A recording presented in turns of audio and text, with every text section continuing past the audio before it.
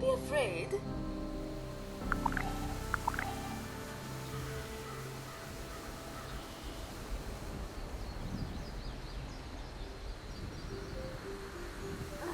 C'est terrible.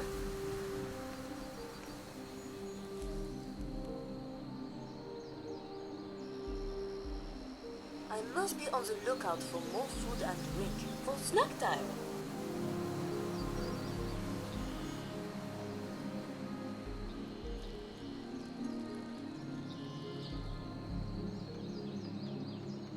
I just need to keep at this a little longer. Petit à petit, l'oiseau fait son nid, n'est-ce pas?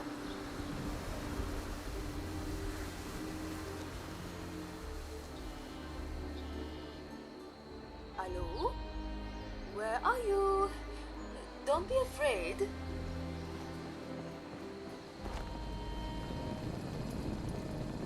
Why, hello!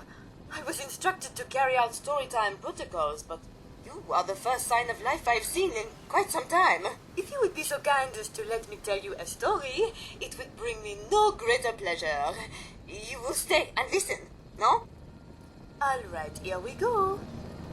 Once upon a time, there was a little girl named Gretel and her brother Hansel.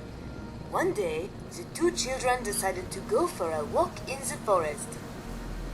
They did not tell anyone of their journey, so they left a trail of breadcrumbs so they could find their way home in case they got lost. Unfortunately, a bird had been following them and eating all the breadcrumbs, so Hansel and Gretel became lost in the deep, dark forest. They saw smoke rising from the trees and smelled a pleasant, sweet scent. So they decided to follow it in hopes of finding someone who could help.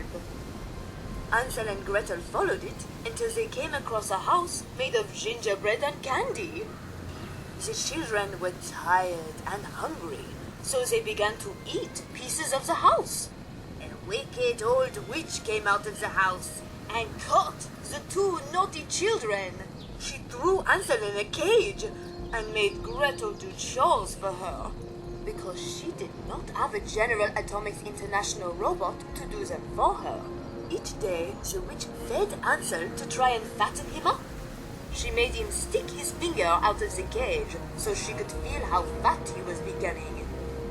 But Hansel had found a small bone in his cage. Each day, Hansel would let the witch feel that bone instead of his finger, so it seemed like he was not fattening up at all. This made the witch mad. The witch asked Gretel to prepare the oven. Gretel was smart and knew what that meant.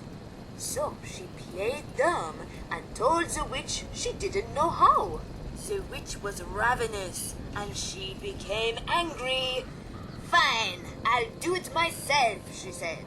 If she had a Mr. Andy or Miss Nanny of her own, she would not need to do it herself. But this is lucky for the children, no? When the witch bent over to check the oven, Gretel charged, pushed the witch inside, locked the oven door, and cooked her until she was ash. The children's parents found them at this time and took them home. Everyone lived happily ever after. Except the witch, of course. She was dead.